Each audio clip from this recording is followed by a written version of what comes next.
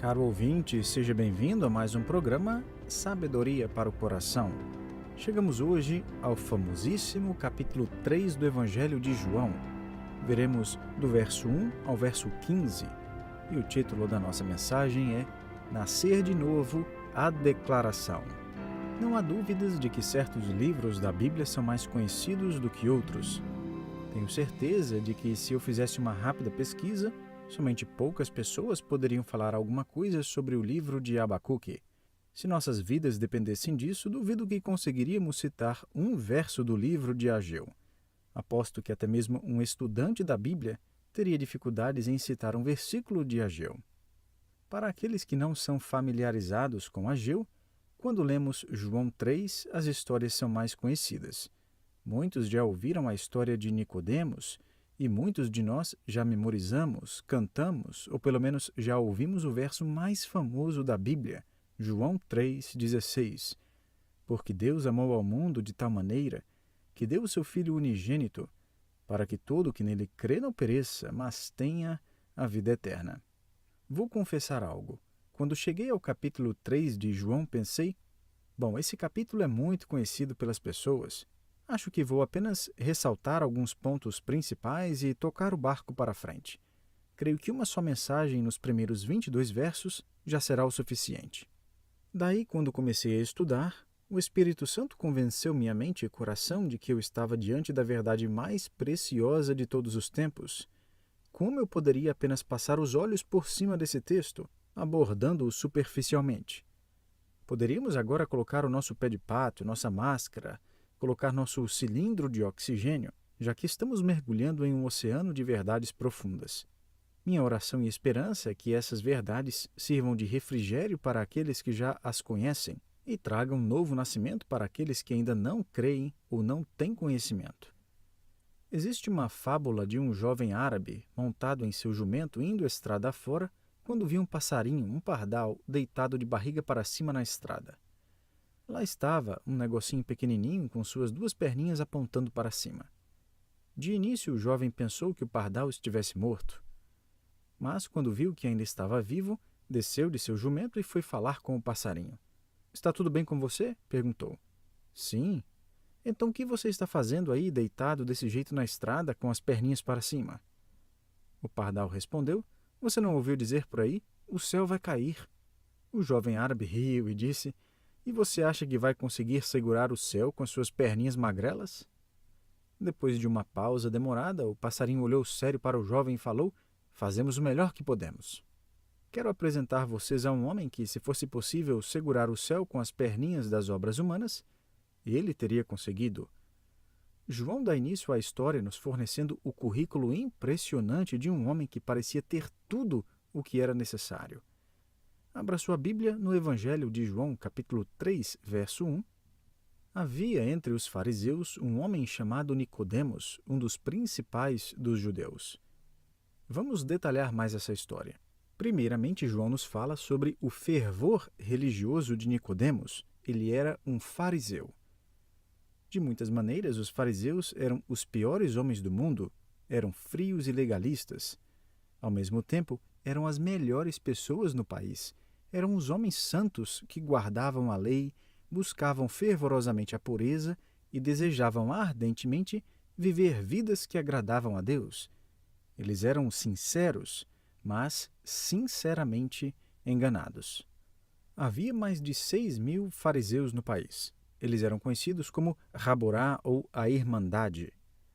Os fariseus entravam para essa irmandade fazendo o voto diante de 3 testemunhas de que passariam toda a sua vida observando cada mínimo detalhe da lei dos escribas.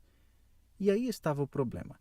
Os escribas haviam criado a Mishnah, os escritos sistematizados da lei dos escribas.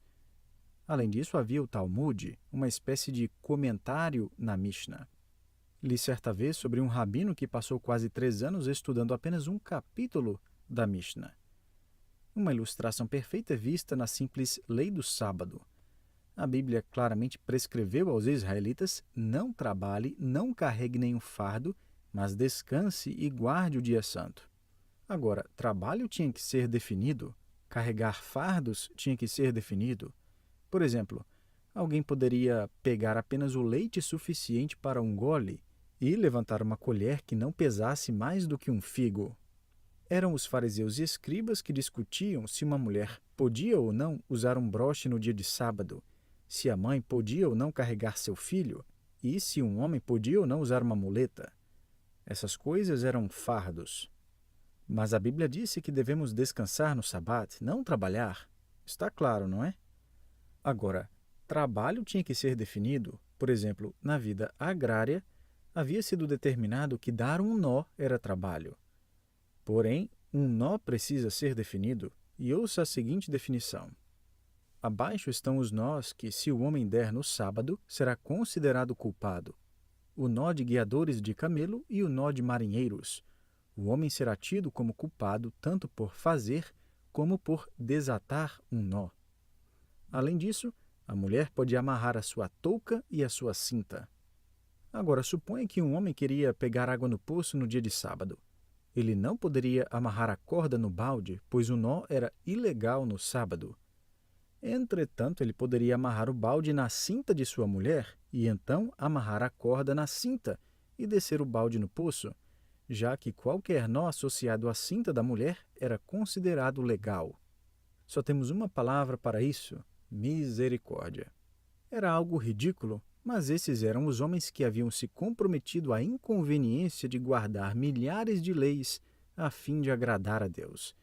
Embora fervoroso, era algo trágico. Os escribas haviam expandido e desenvolvido a lei escrita em milhares de regulamentos, e os fariseus dedicavam suas vidas a seguir tais regulamentos. Aqui estamos nós, desfrutando de graça e liberdade porque conhecemos a verdade. Mas, por outro lado, temos pouquíssimo fervor para agradar a Deus e ainda menor é o nosso auto-sacrifício. Silenciosamente, afundamos em nossa cultura contemporânea sem nenhuma distinção. Portanto, a primeira coisa que notamos em Nicodemos é o seu fervor religioso. Em segundo lugar, Nicodemos era rico, ou seja, ele tinha grande projeção ou proeminência na sociedade. Pense no sepultamento de Jesus. Nicodemos trouxe uma mistura de mirra e aloés pesando quase 50 quilos. Só um homem rico poderia comprar isso. A tradição rabínica coloca Nicodemos entre os 3 homens mais ricos de Jerusalém. Nicodemos é, na verdade, um nome grego que significa aquele que conquista o povo. Interessante é que, nos tempos de Jesus, apenas os ricos poderiam contratar professores gregos para seus filhos, expondo-os assim à cultura grega. Também sabemos que as famílias ricas geralmente davam 2 nomes aos seus filhos, um hebraico e outro grego. Tudo indica, portanto, que Nicodemos pertencia a uma família respeitada e rica em Jerusalém. Em terceiro lugar, a última parte do verso 1 nos diz que Nicodemos era um dos principais dos judeus. O termo grego para principais é archon, o que nos esclarece o fato de que Nicodemos era um membro do Sinédrio. Em Israel, o Sinédrio era composto de 71 líderes religiosos. Esse era o Supremo Tribunal Federal de Israel. Esses homens eram poderosos e muito interessante é que o Sinédrio tinha a responsabilidade de examinar e lidar com qualquer pessoa suspeita de ser um falso profeta. Pule agora para o verso 10 e adicione mais uma qualidade ao currículo de Nicodemos. Tu és mestre em Israel e não compreendes estas coisas? A melhor tradução deveria ser: tu és o mestre em Israel, já que no grego existe um artigo definido precedendo a palavra mestre. Jesus, portanto, pergunta o seguinte a Nicodemos: não é você o professor famoso, o guia em Israel? A quarta qualidade de Nicodemos é que ele era evidentemente muito popular, com a reputação de um ótimo professor. Nicodemos conhecia os fatos bíblicos, mas não conhecia a verdade, e João está nos preparando para uma coisa aqui. Nicodemos era o melhor tipo de pessoa nos dias de Jesus, grande reputação, proeminente na sociedade, mas que havia escolhido viver uma vida separada para agradar a Deus, não viver para dinheiro. Ele era um membro do Sinédrio e tinha a reputação de ser um excelente professor. Ele era a melhor representação que a religião, educação e cultura poderiam produzir. Se havia algum candidato ao reino de Deus, era Nicodemos. Se alguém pudesse ser graduado a um nível acima da raça humana com o título Homem com maior possibilidade de entrar no céu, seria Nicodemos. Entretanto, Nicodemos estava perdido. Veja o verso 2. Este de noite foi ter com Jesus e lhe disse: Rabi, sabemos que és mestre vindo da parte de Deus, porque ninguém pode fazer estes sinais que tu fazes se Deus não estiver com ele. Nesse momento, o debate sobre a fonte de poder desse Jesus já estava rolando. Alguns diziam que vinha de Belzebu. Nicodemos está amigavelmente dizendo a Jesus que ele não concorda com isso. Ele diz: Jesus, eu realmente acho que você tem motivos puros e também tem o poder de Deus. Essa também foi uma maneira educada de Nicodemos abrir a porta para Jesus compartilhar sua mensagem principal. Eu sei que você vem de Deus e tem o poder de Deus. Vi como purificou o templo hoje pela manhã e declarou sua autoridade sobre o templo. Mas qual é exatamente a sua mensagem principal? A resposta de Jesus está no verso 3. Aqui está a mensagem que Jesus veio trazer. Respondeu Jesus: em verdade te digo que se alguém não nascer de novo, não pode ver o reino de Deus. Essa é uma declaração muito ofensiva. Por quê? Porque Jesus diz ao candidato ao céu que ele não vai para o céu. Ele tem feito muitas coisas boas, mas ainda não fez a coisa correta. E Nicodemos, sendo um judeu fiel, já pensa que faz parte do reino de Deus. Ele é filho de Abraão, ele tem o direito ao céu. Essa declaração não é só ofensiva, como também difícil de engolir. Qual é o significado de nascer de novo? Continue no verso 4. Perguntou-lhe Nicodemos: como pode um homem nascer sendo velho? Pode porventura voltar ao ventre materno e nascer segunda vez? O pobre Nicodemos não consegue entender. Nem nós poderíamos entender se não tivéssemos João capítulo 3. Jesus, o Mestre, continua a conversa dando a Nicodemos e a todos nós 3 ilustrações que explicam a transação que chamamos salvação. A primeira ilustração é a do nascimento físico. Veja o verso 5. Respondeu Jesus: em verdade te digo, quem não nascer da água e do Espírito não pode entrar no reino de Deus.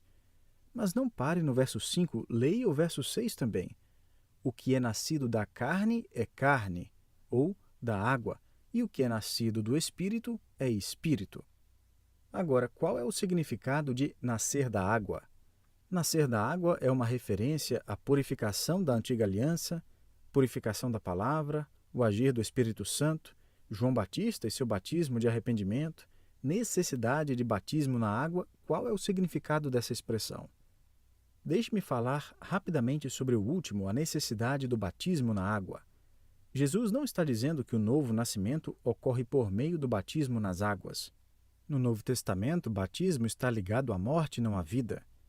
Embora o batismo seja uma questão de obediência espiritual, ele não é necessário para a regeneração ou nascimento espiritual. Caso fosse, a salvação não seria mais simplesmente um presente recebido, seria algo conquistado. Dessa forma, eu fui batizado não como garantia de que um dia estaria com o Senhor, mas para mostrar publicamente que eu já pertenço ao Senhor. Algo interessante na tarefa de interpretação bíblica é que muitas vezes ignoramos o próprio comentário bíblico na passagem que estamos estudando. Jesus está falando sobre nascer de novo. Em outras palavras, para que você entre no reino de Deus, você precisa nascer 2 vezes. Veja o verso 6 novamente.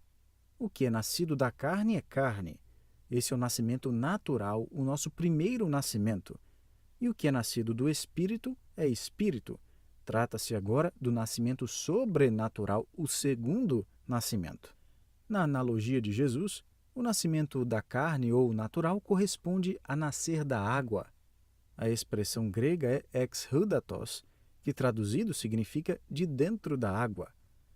Interessante que no hebraico a palavra para dar à luz se refere à ruptura de membranas. E é a isso que o verso 5 se refere. Você precisa nascer fisicamente de dentro da água. Agora você pode dizer, é óbvio, né? Todo mundo sabe que para ir para o céu precisa nascer primeiro. Se você pensou dessa forma, então está pensando como um excelente judeu. Eles pensavam que tudo que existia era o nascimento físico. Já nasciam parte da descendência de Abraão. Era isso. Do mesmo jeito hoje. Jesus, porém, continuou: sim, você precisa nascer fisicamente, mas estou falando de um outro tipo de nascimento, o espiritual. O primeiro nascimento não é suficiente. Nicodemos, se você realmente deseja entrar no céu, precisa fazer parte de outra família. O problema que Nicodemos enfrenta neste ponto é o Espírito Santo. Nicodemos é um pragmático realista. Tudo precisa ser preto no branco. Ele pensa: como confiar em alguém que é invisível? Não entendo isso. E antes de Nicodemos falar isso, Jesus dá uma segunda ilustração. A segunda ilustração que Jesus dá é a da regeneração pelo Espírito. Veja o verso 8. O vento sopra onde quer, ouves a sua voz, mas não sabes de onde vem nem para onde vai. Assim é todo o que é nascido do Espírito. O teólogo F.B. Meyer escreveu: a nova vida gerada pelo Espírito de Deus é tão misteriosa como o vento. O que Jesus quer dizer com isso? Bom, para começar, ele diz que o Espírito Santo e o vento são bem parecidos. Na verdade, a mesma palavra grega é usada tanto para espírito como para vento. A regeneração por meio do Espírito e o movimento do vento são semelhantes. Mas como? Tanto o nascimento espiritual como o vento são invisíveis. Apesar de serem ambos invisíveis, eles podem ser sentidos. E, em terceiro, não podem ser totalmente explicados, mas existe total evidência para ambos. Você não consegue ver o vento soprando, mas vê os seus resultados. Não conseguimos também ver o Espírito se movendo, mas vemos os seus efeitos na vida humana. O pastor americano Ironside estava pregando ao ar livre certa vez em Chicago, nos Estados Unidos. Uma multidão havia se congregado para ouvi-lo pregar sobre salvação e vida cristã. Um agnóstico famoso da época estava no meio da multidão. Ele era o tipo de homem cético que duvidava do poder das Escrituras e da realidade de um Deus pessoal. Ele se aproximou do pregador Ironside e lhe deu um papel com uma frase que dizia: estou desafiando você a um debate no próximo domingo lá na conferência científica.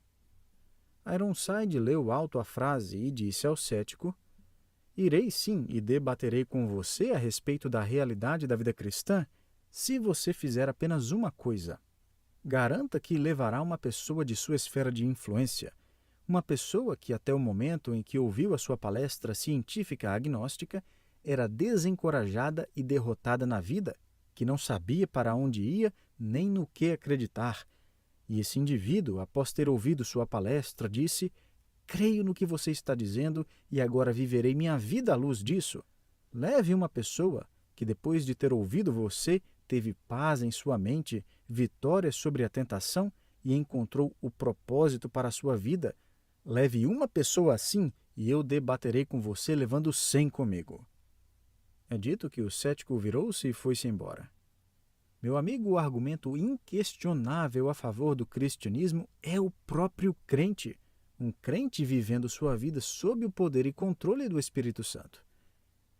Mas Nicodemos ainda estava meio confuso com tudo isso e disse a Jesus: certo, você me disse que preciso nascer de novo, e após ter nascido de novo, verei o agir do Espírito Santo. Mas como pode suceder isso? Ele pergunta no verso 9. Então, depois de uma repreensão branda, no verso 10, Jesus fornece uma terceira ilustração, e é a ilustração mais clara de todas. As duas primeiras explicam a natureza do novo nascimento, enquanto esta terceira explica a necessidade do novo nascimento. A terceira ilustração é a da serpente de bronze. Veja os versos 14 e 15.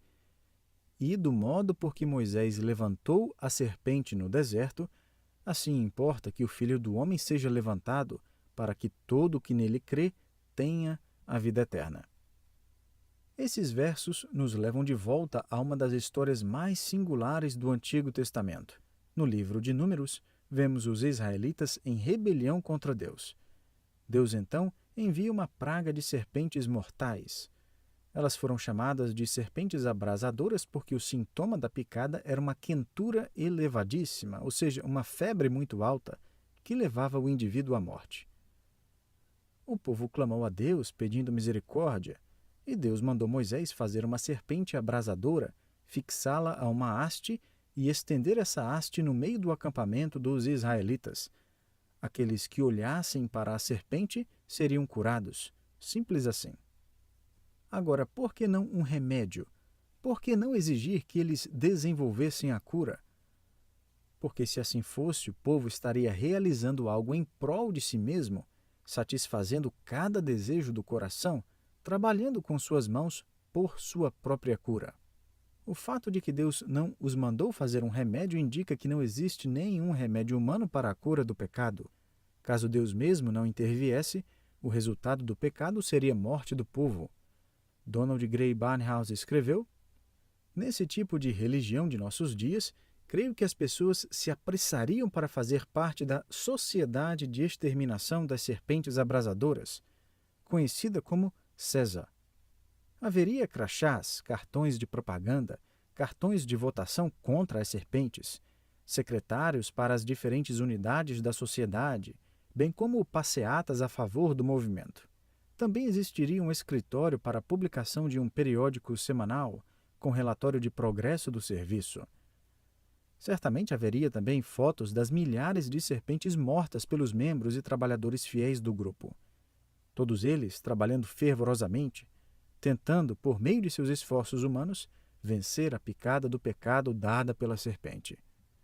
Vamos ver como esse movimento funcionaria na prática. Um homem entra desesperado na tenda do movimento buscando ajuda. Ele acabou de ser picado pela serpente e o veneno já se espalha em seu corpo. Ele deita em agonia com febre altíssima e já vislumbra a morte iminente. Um zeloso membro da Sociedade de Exterminação das Serpentes Abrasadoras fala para ele todos os esforços já feitos na tentativa de erradicar essas serpentes e o convence a se unir ao movimento. A vítima, quase morta, sem forças, tenta alcançar o dinheiro em seu bolso. Com seus dedos trêmulos, segura a caneta com a ajuda do trabalhador do movimento. Ajeita-se para assinar o cartão de membresia da sociedade e, quando termina de assinar, dá o último suspiro e morre. Esse incidente na história de Israel se tornou uma figura de Jesus levantado na cruz, tornando-se maldito em nosso lugar. Salvação, cura espiritual, novo nascimento se tornam realidade quando simplesmente olhamos para Ele e, vendo-o, cremos que a esperança existe somente ao confiarmos nele. Meu amigo, você pode entrar numa sociedade, igreja, fazer estudos bíblicos, catecismo, dar dinheiro, ser batizado e morrer sem Deus. Fomos picados pelo pecado e essa é uma ferida mortal. Qual é a nossa esperança? Olhe só, num poste de madeira, a cruz na qual morreu o Salvador. Ele desceu do céu a fim de ser levantado numa cruz. Volte para o verso 14. E do modo por que Moisés levantou a serpente no deserto, assim importa que o Filho do Homem seja levantado. A palavra original para levantou é fantástica. Ela é aplicada 2 vezes a Jesus. A primeira quando ele foi erguido na cruz, a segunda quando ascendeu ou subiu aos céus. Jesus foi levantado 2 vezes em sua vida, uma vez para morrer na cruz e outra para ser levado à glória. Jesus Cristo é a cura para a mordida do pecado. Note o verso 15, para que todo que nele crê tenha a vida eterna. E o que significa crer? Falaremos mais sobre isso no estudo seguinte, em João 3,16. Mas agora, considerando Nicodemos e sua conversa com Jesus, o que Jesus quis dizer com crer? Quero que você se imagine agora passando por um sítio velho e desgastado. Não há nada mais do que um chão seco e duro. Existe um poço ali e sobre o poço uma tampa de madeira com uma bomba manual toda enferrujada. Você está morrendo de sede? Então vai, pisa sobre a tampa de madeira e bombeia para ver se sai água. Aquela bomba a manivela, velha, chia e reclama a cada bombeada. Nada acontece. E agora, o que você faz? Vou dizer para você o que a humanidade toda tem feito. A humanidade limpou a manivela, tirou toda a ferrugem e pintou a manivela. Não, melhor ainda, ela substituiu a manivela velha por uma novinha em folha de bronze que brilha à luz do sol com dignidade e beleza. Muitas pessoas vêm de várias regiões para ver aquela novíssima bomba. Criaram até músicas sobre a nova bomba. Um artista veio e fez uma pintura em tela, um belo quadro daquela bomba. A bomba é magnífica e muitas pessoas trabalham para mantê-la atraente. Nada, contudo, pode mudar o fato de que aquela bomba nunca trará nenhuma gota de água para os lábios sedentos. Por quê? Porque está sobre um poço vazio. Nicodemos, você até que é bonzinho. É o melhor que a sociedade, religião e cultura podem produzir. Entretanto, você está bombeando num poço vazio. Precisa ser reposicionado, reconstruído. Você precisa ser posto sobre o poço da água da vida. E você veio dar uma olhada no Filho do Homem, o qual veio para a terra para que você fosse para o céu. Foi dito que o pé da cruz tocou a terra, declarando que Deus se mexeu para tocar o coração do homem, o meu coração e o seu. O topo da cruz apontava para o céu, declarando que agora existe uma ponte a ser atravessada. E os braços da cruz se estendiam para os lados, como que dizendo: aquele que quiser vir, venha. Até mesmo eu, até mesmo você, venha. Que Deus o abençoe, meu querido, e espero você para o nosso próximo estudo.